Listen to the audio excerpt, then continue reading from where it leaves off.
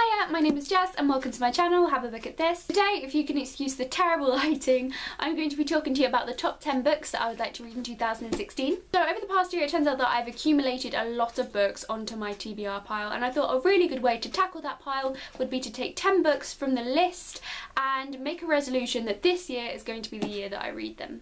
I've got a good mix of genres here and they're in no particular order in how much I want to read them or when I want to read them. So let's just get started with the first book. Which is Wolf by Ryan Groudon. I picked this up really recently and I don't really know that much about it. All I know is that it involves motorcycle races, shape-shifting and an attempt to overthrow Hitler, and that was pretty much enough for me to want to pick up this book just on the spot. Reading the blurb, I sort of get the sense that it's an alternate history thing, which is really cool because I don't think I've ever read an alternate history novel. I did some Goodreads research before making this video and this book's got some amazing reviews already, as did the other book that I'd heard of by this author, which is The Walled City. So with the team of good reviews and a really fascinating, promising premise, I'm sure this is going to be a great read and I'm hoping to get to this one really soon. The next book I have on my list is The Absolutely True Diary of the Part-Time Indian. That title was a hard one to get out. By Sherman Alexie. So Sherman Alexie is primarily an adult author and I believe that this is his first attempt at young adult fiction. It follows a young Native American boy who lives on a reservation in Washington who decides to transfer to a rich, pretty much all-white school for the next school year just because it's somewhere that has a lot more opportunity for him. I know that originally this was meant to be Sherman Alexie's autobiography, but he changed bits of it and fictionalised bits of it, and I think that sounds really, really interesting. This book, as you may have guessed from the title, takes the form of a diary, and there's also some really, really good illustrations littered throughout. I believe that our main character in this is sort of a budding cartoonist, and it has a foreword by Marcus Zusak. And the next book that I would love to get to in 2016 is Persuasion by Jane Austen. Ignore the price tag stickers that are still on there. This book is part of a separate bookish resolution, which is to read more classics this year. I thoroughly enjoyed most of the classics that I've read and I'd really like to pick them up as part of my whole wider reading of literature thing that I'd love to do this year. From what I understand, this is a cult favourite among Jane Austen fans and the plot sounded like something that would be really absorbing and fun to read.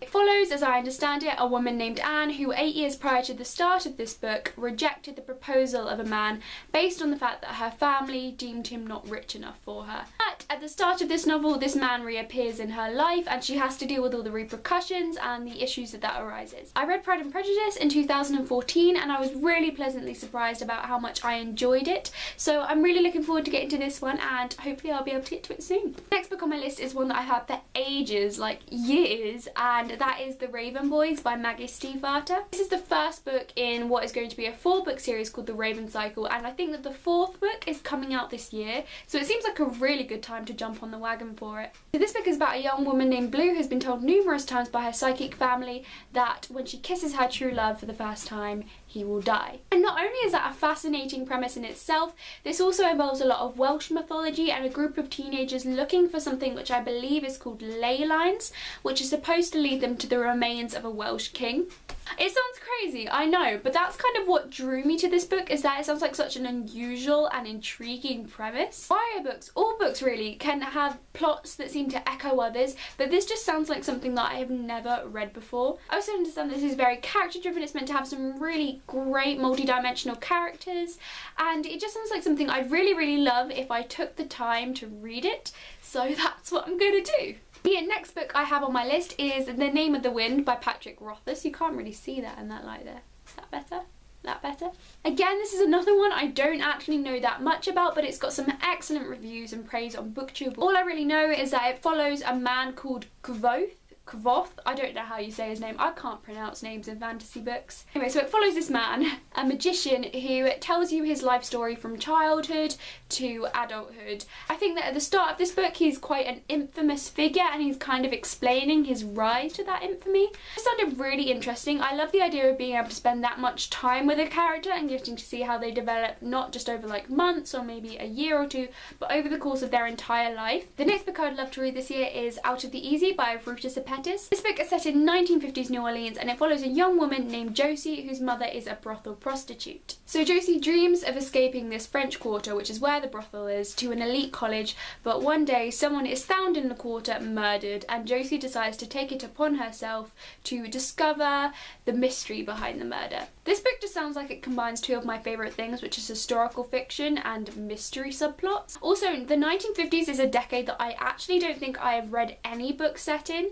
and New Orleans is such an interesting and historical city, and I think that it just sounds like an amazing setting for a novel. I've heard great things about this book and also about Ruta Sepetys' other book, which is Between Shades of Grey, and I just really wanted to read something by her this year, so starting with this one. Next book I'd love to read this year is To All the Boys I've Loved Before by Jenny Han. So this book follows a young woman called Lara Jean who, for every crush she has had over the years, she will write a letter to them detailing and explaining her feelings. She'll sign the letter, she'll address it, but then she'll put it in a box that she hides away, and she never has any intentions of sending these letters. It's just sort of her way of gaining closure. However, one day she comes home and finds out that all of those letters have been sent, and the rest of the book, I believe, is just her sort of trying to deal with all the consequences of that. This book to me just sounded like the sort of plot you would see in a romantic comedy film, so I'm hoping that when I read this I'll get sort of like a romantic comedy in book form.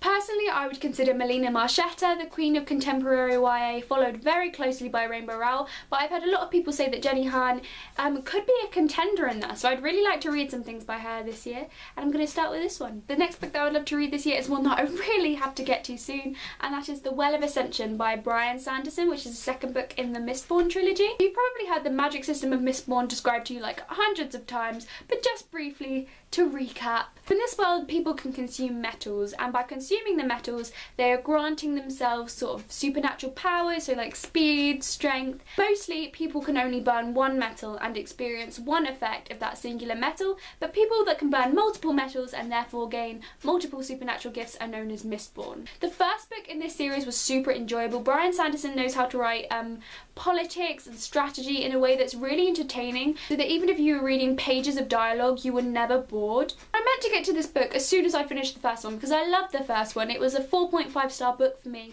but I just haven't got to it yet, and I really want to, because I'm sure that this series is just going to get better with every book because everyone loves Brian Sanderson. The ninth book that I'd like to get to in 2016 is I Captured the Castle by Dodie Smith. I picked this book up with the only thing I knew about it being that it's J.K. Rowling's favourite book of all time. So it follows a young aspiring writer called Cassandra Mortmain who lives in a crumbling English castle with her reclusive writer father, her beautiful old sister Rose, and her eccentric stepmother. So as she wants to become a writer, Cassandra starts to keep a journal so she can get some writing experience, and that is the format that this book is recorded in. So I believe that this book is set in 1940s England, and it follows a period of Cassandra's life in which two American heirs come to stay at the castle, and Cassandra finds herself falling in love for the first time. I've heard a lot of people say that this is like a quintessential coming of age book, and I thought that it sounded like something that could be really atmospheric. I mean, it's a book about a writer set in a castle. It sounds beautiful. Also, there was a film of this book like a few years ago, and I think that the guy that plays Superman starred in it. I can't remember his name right now. So essentially, I want to read this book, not only because it sounds amazing, but also because then I have an excuse to watch the film